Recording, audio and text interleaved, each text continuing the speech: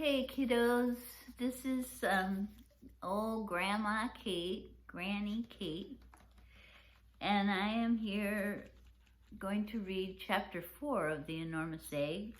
I hope you're all well, and we will see where this goes. Remember, we're reading about a big egg that may be going to hatch. All right, chapter 4. That next week went by awfully slowly. I went out to look at the egg about every half hour, I guess. After what Dr. Zemer had said about the egg maybe hatching, I was pretty anxious to see what was going to happen. But every time I looked in the nest, the egg was just lying there, just as it had for a month and a half.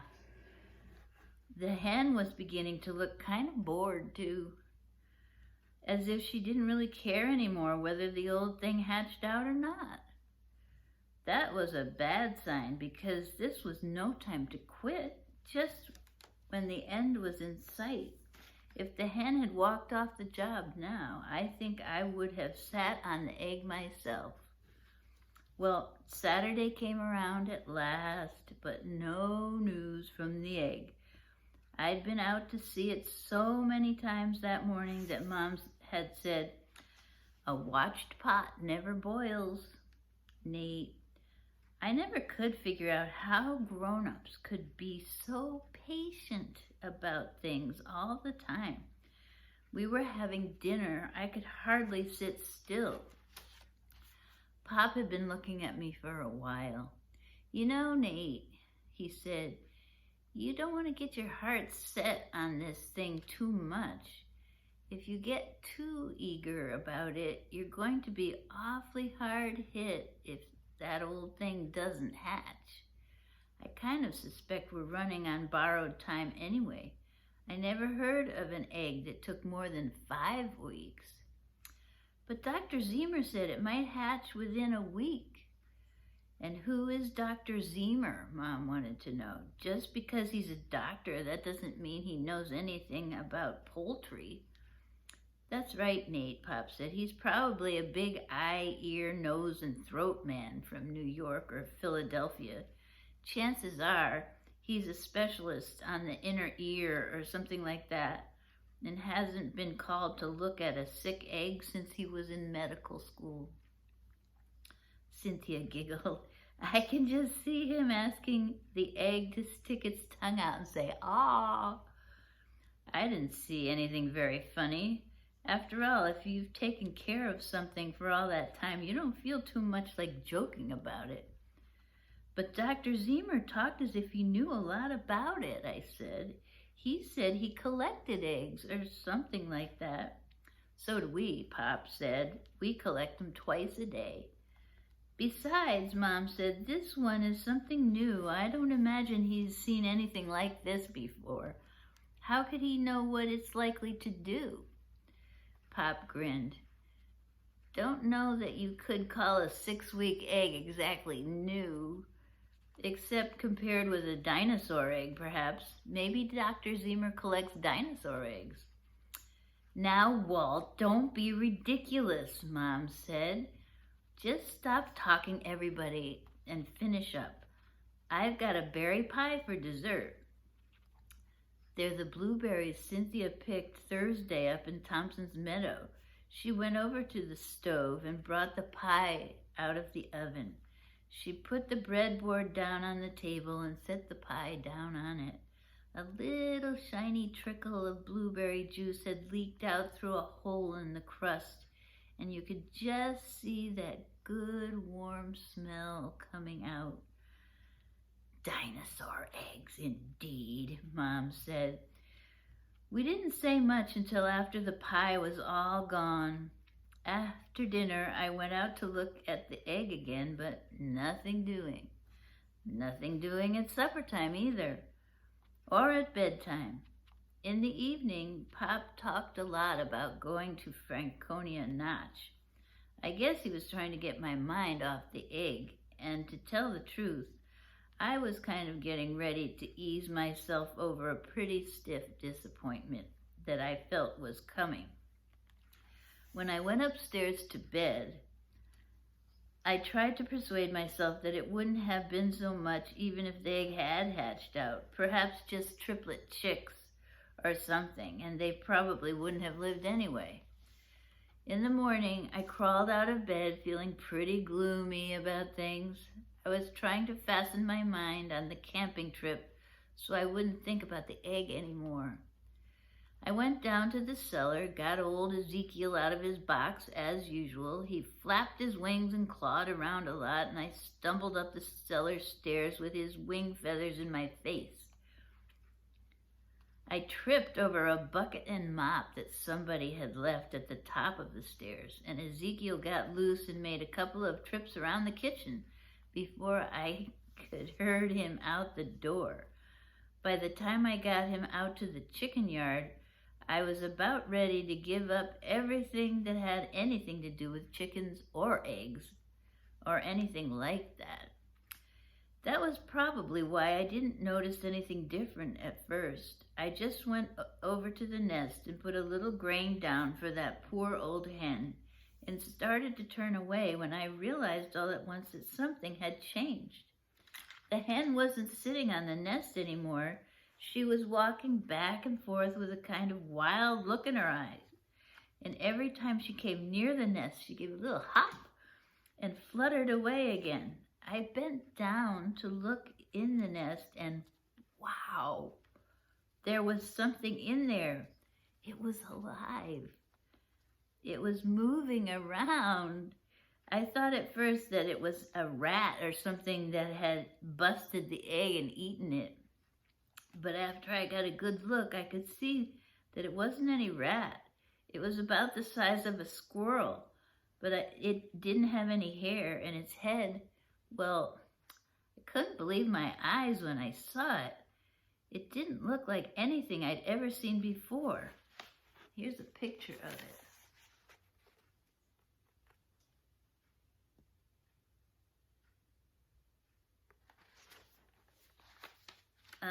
It had 3 little knobs sticking out of its head and a sort of collar over its neck.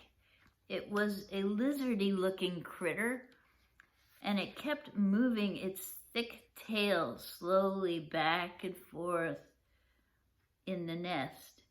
The poor hen was looking pretty upset. I guess she hadn't expected anything like this, and neither had I. I just stood there for a minute. I was so surprised all I could do was look. Then I started yelling, and it lit out across the yard as fast as I could go. When I busted into the kitchen, Mom was so startled she dropped a saucepan in the sink. Pop came running downstairs with lather over one side of his face and a razor in his hand, and Cynthia was right behind. "For goodness sakes," Mom said, "what's the matter with you?" "It's alive," I shouted. "It's alive, and it moves around and it wiggles its tail. It has horns and it looks like a lizard. And it doesn't have any fur. And the hen's running round and round and doesn't know what to do about it." And "Hold on there, Nate," Pop said. "You look as if you'd seen a ghost. What's all the excitement about?" I was so out of breath that I couldn't talk for a while. "It's the egg," I said. "It's hatched." "What?" Pop shouted. "It did? Why didn't you say so?" And he ran out the door and down the steps, still holding onto his razor. I grabbed Mom's hand and pulled her along, and Cynthia was just ahead of us. She'd forgotten to put on her shoes, and Mom was saying, "All this excitement over an egg, my goodness." When we all got out to the nest, Pop was leaning over looking hard at it. Mom was still saying, "Why, we should all come running out here only half dressed just to see an egg that hatched out. I can't see anything in there. It's too dark. Well, why don't you bring it out here so we can look at it, whatever it is?" And here they are, all looking at the egg. Well, the nest. The egg's not there anymore. See them? Okay.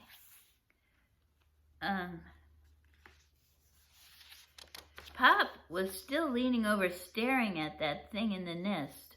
All he said was, "By jing," under his breath, sort of. By that time, Cynthia had squeezed in beside Pop. She took one good look and let out a screech that you could have heard way down to the post office. That started the hen off, and she began squawking and flapping around in circles. Ezekiel started crowing. The goat started bleating. There was an awful lot of commotion, and everybody was talking at the same time, and nobody could hear anything. When it quieted down a little, Pop said, "Nate, you better run into the house and call Dr. Zemer. He wanted to be told first thing. Remember, he's at the McPherson's place."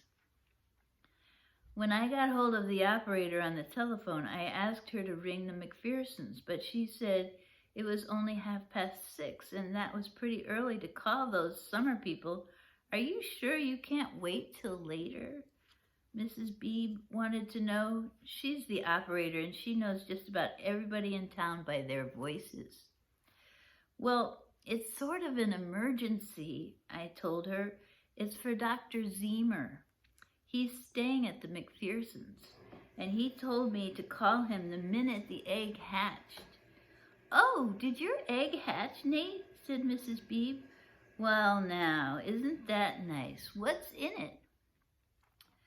"Oh, gosh, Mrs. Beebe, it's pretty strange, but you'd better ring the McPhersons because Dr. Zemer wanted me to call him right away just as soon as the egg hatched." "All right, Nate, I'll ring their number, but those folks from Washington, they're from Washington, and they don't hardly ever get up this early down there." I could hear her ring the number, and it rang for quite a while before anybody answered. Finally, somebody picked up the receiver and said, "Hello," in kind of a husky voice. "Can I speak to Dr. Zemer?" I said. "Dr. Zemer? He's sleeping. Who is this, anyway?" the voice said. "This is Nate Twitchell. Dr. Zemer said to call him right away when the egg hatched, no matter what time it was." "When the egg hatched? Say, what are you talking about?" "Well," I explained, "we have this egg up here, and Dr. Zemer wanted to see what was in it when it hatched, and it has. He acted like it was pretty important. He said he collected eggs." "Oh," the voice said, "he said that? Collected eggs? That's a good one. Well, okay, I'll tell him, but it's awfully early. Just hold on a minute, will you?" There was a long silence on the other end of the line, and then I heard the receiver picked up again. "Hello there, Nate. That you?" "Yes, Dr. Zemer, the egg finally hatched out." "It did? Is it alive?" "Sure is," I said. "What's it look like, Nate? Can you describe it?" "Well, it's a queer-looking thing. Looks like a big lizard, except that it's got little horns on the..." There was a kind of a whoop on the other end of the phone, and Dr. Zemer yelled, "I'll be right over!" And then there was a crashing sound as if he'd forgotten to let go of the receiver. So that is the end of chapter 4. And I hope you have a wonderful rest of your day or night. And I love you, and I hope everything is going well with you. Bye. What did I do with the on and off? Here we go. Goodbye. Now,